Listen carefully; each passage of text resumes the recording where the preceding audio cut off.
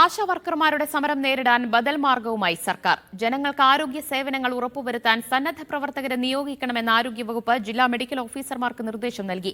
സമരം 15 ദിവസം പിന്നിട്ടതോടെയാണ് സർക്കാർ മറ്റു വഴികൾ തേടിയത്. സമരം തീർക്കാൻ സർക്കാർ ഇടപെടണമെന്ന് സമരസമിതി ആവശ്യപ്പെട്ടു. ആശാവർക്കർമാർ എത്രയും വേഗം തിരികെ ജോലിയിൽ പ്രവേശിക്കണമെന്നാണ് സർക്കാർ നിർദ്ദേശം. ഏതെങ്കിലും പ്രദേശത്ത് ആശാവർക്കർമാർ തിരിച്ചെത്തിയില്ല എങ്കിൽ മറ്റു വാർഡുകളിലെ ആശാവർക്കർമാർക്ക് പകരം ചുമതല നൽകണം. ഇതിനോടും ആശാവർക്കർമാർ സഹകരിച്ചില്ല എങ്കിൽ ആരോഗ്യവകുപ്പിലെ ജീവനക്കാർക്കോ സന്നദ്ധ പ്രവർത്തകർക്കോ ചുമതല നൽകാനാണ് ആരോഗ്യവകുപ്പിന്റെ ഉത്തരവ്.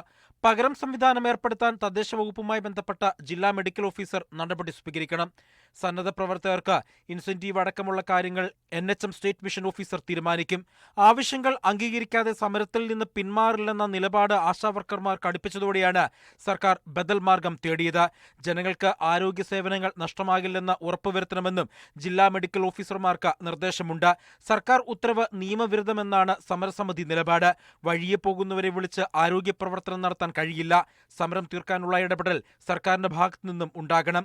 ആശാവർക്കർമാർ ഒരു പണിമുടക്ക് നോട്ടീസ് കൊടുത്തിട്ടാണ് ഇവിടെ സമരം ചെയ്യുന്നത്. ഈ നിമിഷം ഗവൺമെന്റ് ഒരു ചർച്ചയ്ക്ക് വിളിച്ച് ഇത് രമ്യമായി ഈ ഡിമാൻഡുകൾ പരിഹരിച്ചാൽ അടുത്ത നിമിഷം ആശാവർക്കർമാർ ജോലിക്ക് കയറും. സർക്കാരിന്റെ അന്ത്യശാസനം അംഗീകരിക്കില്ല എന്നും സമരക്കാർ വ്യക്തമാക്കി. നിലവിലെ സാഹചര്യത്തിൽ സമരസമിതിയുമായി സർക്കാർ ചർച്ചയ്ക്ക് മുതിർന്നേക്കില്ല. കേന്ദ്ര ഫണ്ട് ലഭിക്കാത്തതാണ് നിലവിൽ പ്രശ്നങ്ങൾക്ക് കാരണമെന്നാണ് സർക്കാർ നിലപാട്.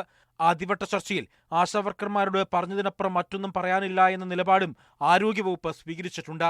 മീഡിയ 1 തിരുവനന്തപുരം.